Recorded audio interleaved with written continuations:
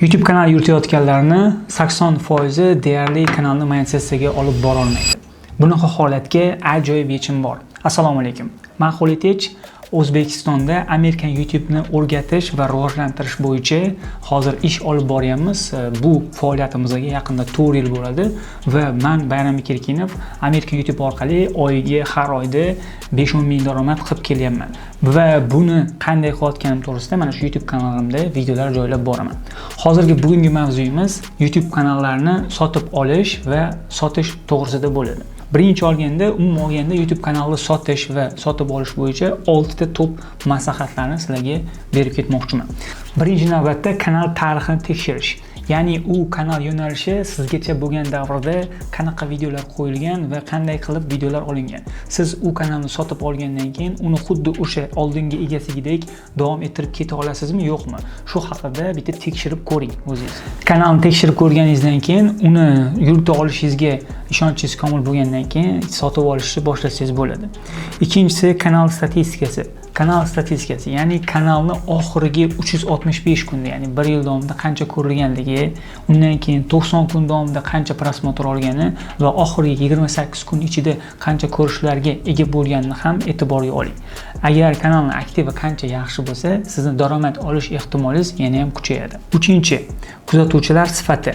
Obunachilarni sifati haqiqatdan ham obunachilar realmi, ya'ni aktivmi? Buni tekshirib ko'rishingiz kerak bo'ladi. Ya'ni agar obunachilar nakrutka, ya'ni sun'iy ravishda oshirgan kanallar bo'lsa, bularni sotib olmaslikni tavsiya qilamiz. Obunachilar agar aktiv bo'ladigan bo'lsa, buni qayerdan bilsa bo'ladi? Misol uchun 1000 nafar obunachisi bor kanalda kamida 100 nafar prosmotr bo'lishi kerak videolar. Xuddi shunaqa sistema orqali buni aniqlab olsangiz bo'ladi. Obunachilarni videolarga qo'yayotgan layki, kommentariyasini ham tekshirib ko'rishingizni tavsiya qilamiz. To'rtinchi, siz tekshiradigan holat monetizatsiyasi bor yoki yo'qligida. Men katta ehtimol bilan sizlarga tavsiya qilaman monetizatsiyasi yongan kanallarni sotib olishni. Sababi boya video boshida aytib o'tdim, 80% insonlar monetizatsiya yoqish ga musharraf bo'lmaydi. Ya'ni ular monetizatsiyasini yoqa olmaydi. Ya'ni oylar davomida buni ishlab ko'radi, harakat qilib ko'radi, monetizatsiyasini yoqa olmaydi.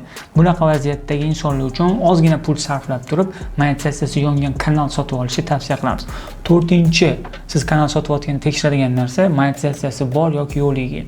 Agar monetizatsiyasi yo'q bo'lsa, bunaqa kanallarni sotib olishni tavsiya qilamiz. Monetizatsiyasi bo'lsa, siz uni sotib olsangiz bo'ladi.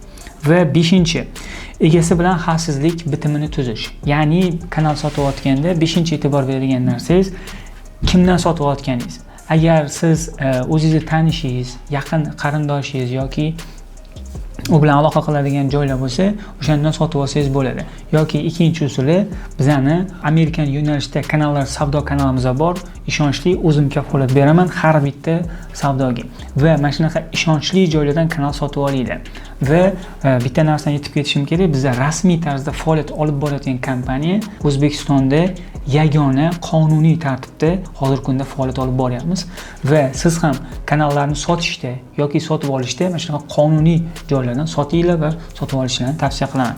Sababi agar siz o'zingiz bilmagan, tanimagan odamdan kanal sotadigan bo'lsangiz, sotib oladigan bo'lsangiz, sizni aldab ketish ehtimoli juda ham yuqori va siz aldanib qolgan taqdiringizda sizni kanalingizni kimdir o'g'irlab ketsa, uni hech qachon qaytara olmaysiz yoki sizni kanalingizni kimdir olib pulingizni tashlab bermasligi mumkin. Bunaqa vaziyatda ham hech narsani isbotlab bera olmaysiz. Sababi Google kompaniyasi, YouTube kompaniyasi o'zi kanallar oldi savdosiga qarshi o'zi. Bunaqa narsa nazarda tutilmagan. O'shaning uchun bu jarayonlarda qonuniy tartibda amalga oshirishni so'rab qolamiz. Va oxirgi narsa bu narxi. Kanalni to'g'ri narxlash hozirgi kunda juda ham aktual masala bo'lyapti. Misol uchun kimlardir yillar davomida kanallar yuritadi va unga to'g'ri narx qo'ya olmaydi. Bizning savdo kanalida esa aniq bizda ishlab chiqarilgan jadval bor va o'sha jadval asosida kanallar narxlanadi va o'shaning uchun bizda kanallar 1 soat ichida, 2 soat ichida sotilib ketadi. Yoki sizga kerakli kanalni juda ham tez topib va sotib olishingiz mumkin.